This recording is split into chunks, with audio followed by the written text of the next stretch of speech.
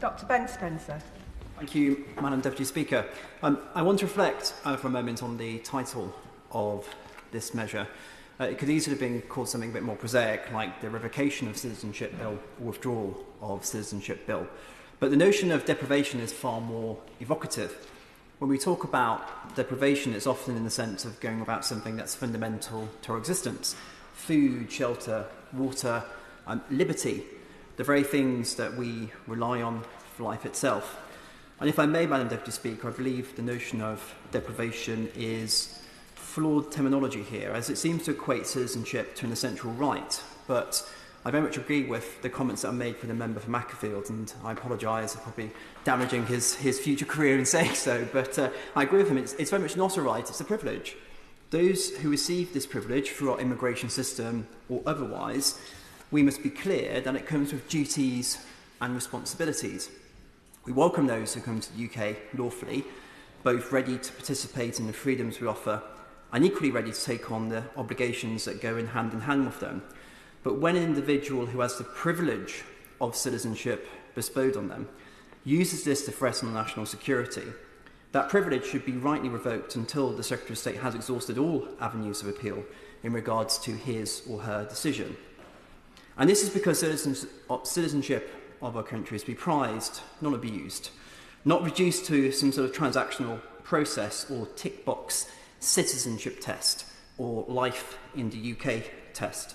And those who haven't seen it, it's well worth looking at the life in the UK test and in terms of just the poverty of knowledge that's required in terms of its scrutinising and what it's asking for people. And we shouldn't just be defending the importance of citizenship at the point that the person has it removed.